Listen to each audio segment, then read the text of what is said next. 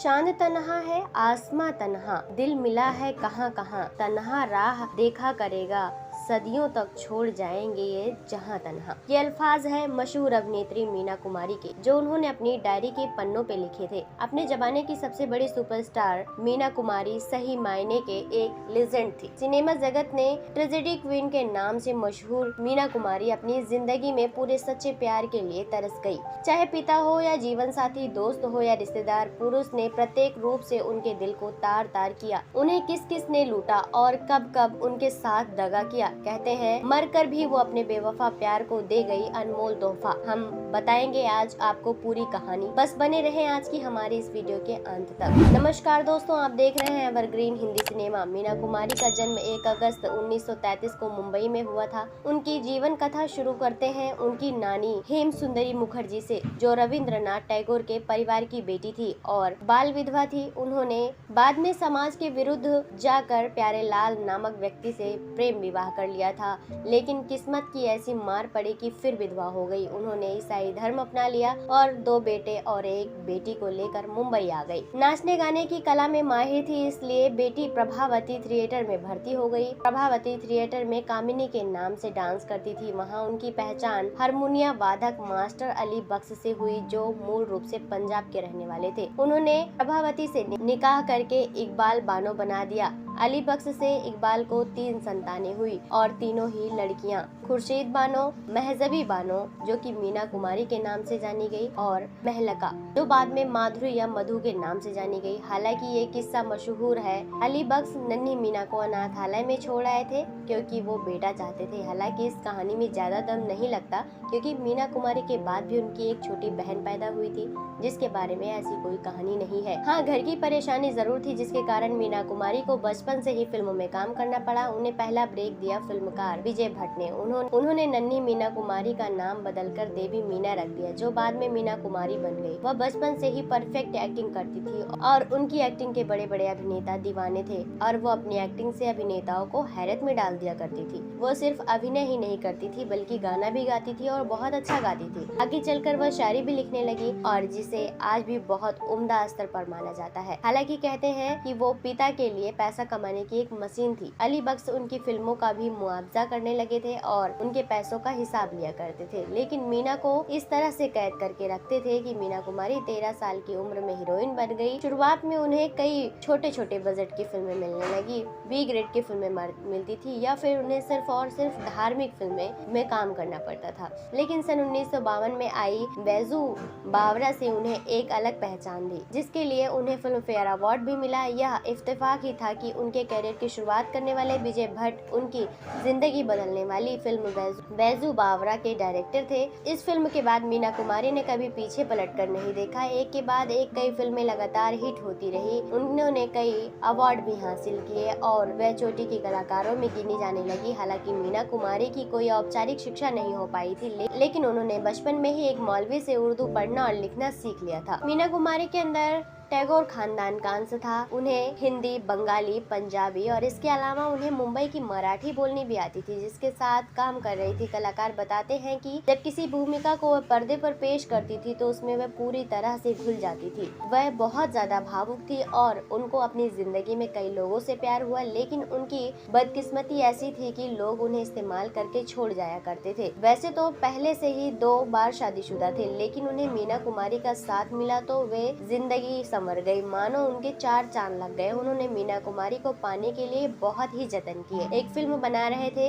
अनारकली, जिसमें कमाल ने उसमें मीना कुमारी को लेने की कोशिश की और उनकी मेहनताना से 2 गुना पैसे पर उन्हें साइन करवाए। लेकिन इस बीच एक एक्सीडेंट हुआ, जिसकी शिकार मीना कुमारी हो गई और उन्हें पुणे के अस्पताल में भर्ती करवाया गया। जब तक वे वहाँ रही, कमाल रोज अस्पताल में जाकर उनकी देखभाल किया करते थे। फिल्म तो नहीं बन पाई, लेकिन मीना कुमारी ने उनके शादी के प्रपोजल को एक्सेप्ट कर लिया। वो बिल्कुल भी उनके प्रस्ताव को ठुकरा न सकी। कमल ने अपना नाम रखा चंदन और मीना कुमारी का नाम रखा मंजू। सन 1952 में दोनों ने शादी की। कमाल अमरोही मीना कुमारी से 27 साल के बड़े थे। वे बेहद ही सक्की इंसान थे। उन्होंने अपनी इस नई बेगम पर कई बंदिशें लगाई। पहले तो उन्होंने मीना कुमारी को किसी और प्रोडक्शन हाउस में काम करने से रोकने की कोशिश की। जब बात नहीं बनी तो दिन भर काम करने के बाद ठीक 6 बजे घर आने की शर्त रखी। इतना ही नहीं, कमाल ने उनके मेकअप रूम में किसी मर्द को जाने पर रोक लगा दी। हालांकि एक बार ऐसा हादसा भी हुआ कि जिसका असर दोनों के संबंधों पर भी पड़ा। मीना कुमारी ने अपने मेकअप रूम में एक स्क्रिप्ट राइटर को बुला लिया था और इसी वक्त कमाल अमरोही के असिस्टेंट ने अपने मालिक के हुक्म के अनुसार सुपरस्टार अदाकारा को थप्पड़ जड़ दिया था। यह स्क्रिप्ट राइटर पंजाब से आए, जो कि स्क्रिप्ट राइटर और शायर भी थे, जिनका नाम संपूर्ण सिंह कालरा, जो कि फिल्मी दुनिया में गुलजार के नाम से मशहूर हुए थे। कहा जाता है कि मीना कुमारी ने गुलजार के लेखन के लिए कई टिप्स दिए और फिल्मों में टॉप स्क्रिप्ट राइटर बनने के पीछे भी एक बड़ी वजह गुलजार थी। मीना कुमारी की नजदीकी का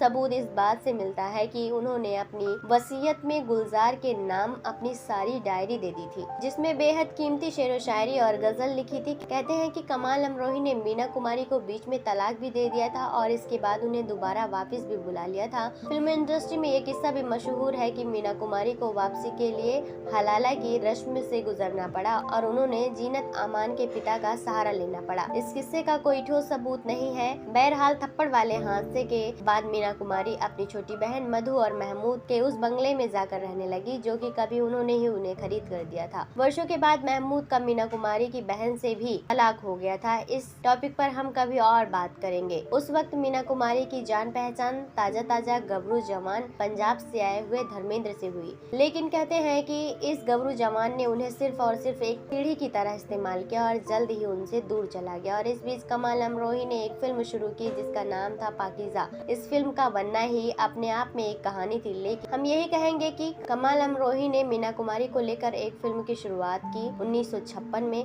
जिसके कुछ सीन शूट भी हो गए थे, लेकिन इसके बाद दोनों के बीच अनबन हो गई और मीना कुमारी ने आगे काम करने से इनकार कर दिया। कि कमाल की बेरुखी से उन्हें बहुत तकलीफ हुई। उन्होंने अपने आप को शराब में डुबो लिया और हर वक्त शराब पीती रहती थी, जिसकी वजह से उनकी सेहत पर बहुत बुरा असर पड़ा और वे मानसिक रूप से पूरी तरह टूट गई। उन्हें अस्पताल में भर्ती करवाया गया। इलाज के लिए उन्हें लंदन ले जाना पड़ा। वापस आने के बाद वे कुछ ठीक थी, लेकिन डॉक्टरों ने साफ यह कह दिया था कि ज्यादा दिन तक जिंदा नहीं रह पाएंगी। इधर कमाल अमरोही को ये झटका लग गया था कि उनकी स्क्रिप्ट बर्बाद हो जाएगी और वो पैसा नहीं कमा पाएंगे। इसकी वजह से कमाल ने इमोशनल डॉग खेल खेला और सुनील दत्त, नरगिस आयाम और उनकी गायिका पर भी अपना दुखड़ा रोए और सब मीना कुमारी के मित्र थे। दावा करते हैं कि उन सब ने मिलकर मीना कुमारी को पाकीज़ा के लिए राजी कर लिया। मीना कुमारी मान तो गई। मीना कुमारी ने मेहनताने के रूप में महज 1 रुपए में काम करने का फैसला किया, लेकिन उन्होंने शर्त रखी। उनमें से पहली शर्त थी कि कमाल उन्हें शादी के बंधन से मुक्त कर देंगे। मीना कुमारी पाकीज़ा में काम करने वक्त अपने निजी जीवन में दखल अंदाजी बर्दाश्त नहीं कर पाएंगी और वो करने के मूड में बिल्कुल नहीं थी। फिल्म को लेकर कलर शूट की बात हुई, उसके लिए भी उन्होंने रजामंदी दे दी। जब 1956 में शूटिंग हो रही थी तो अशोक कुमार उनके हीरो थे, लेकिन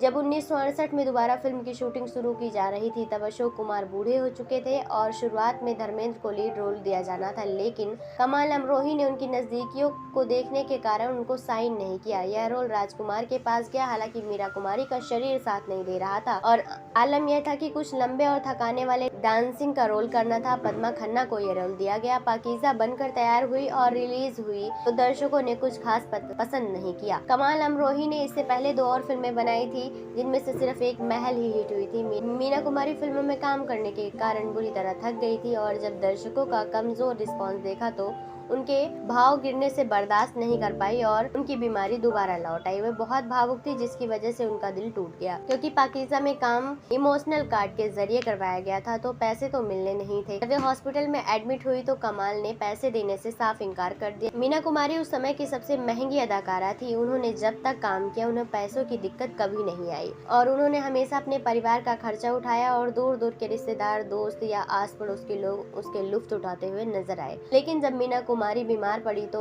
सबने किनारा कर लिया। अस्पताल का बिल भरने की बात आई तब सब लोग गायब हो गए और मीना कुमारी की मौत हो गई। 80,000 का बिल हो गया था। उनकी मौत के बाद कहते हैं कि कमाल अमरोही ने अस्पताल में कहा कि उन्होंने मीना कुमारी को तलाक दे दिया था, इसलिए मैं पैसे देने की जिम्मेदारी नहीं लेता हूँ। गुलजार और धर्मेंद्र ने भी पल्ला झाड़ लिया। यहाँ तक कि उनके बहन के पति महमूद ने भी पल्ला झाड़ लिया, जिनको मीना कुमारी ने कभी बंगला तक दे दिया था। इतनी सफल अभिनेत्री की लाश को लावारिस घोषित करने की नौबत आ गई थी। बताया जाता है कि कि अस्पताल वालों का कहना था कि लावारिस घोषित करने के बाद उन्होंने अखबारों में न्यूज छापी, जिसे पढ़कर एक अनजान व्यक्ति आकर अस्पताल का बिल चुकाया और उनके शव को सम्मान के साथ कब्रिस्तान में दफन करवाया। कुछ लोगों का कहना ये भी है कि अस्पताल का एक डॉक्टर था जो कि मीना कुमारी का फैन था, उन्होंने वो फीस अदा की थी। मीना कुमारी की मौत के बाद दर्शकों की सहानुभूति उम्र पड़ी और पाकीज़ा सुपरहिट हो गई। आपने देखा किस तरह से मीना कुमारी ने अपनी जान देकर भी कमल अमरोही को बचा लिया। वेल दोस्तों, आप क्या कहना चाहेंगे मीना कुमारी के बारे में, उनकी एक्टिंग और मूवी आपको कितना पसंद है? आप अपनी राय हमें कमेंट बॉक्स में कमेंट करके जरूर बताएं। साथ ही तमाम ऐसे और अपडेट्स को पाने के लिए आप हमारे चैनल से जुड़े रहें और इसे सब्सक्राइब करना ना भूलें।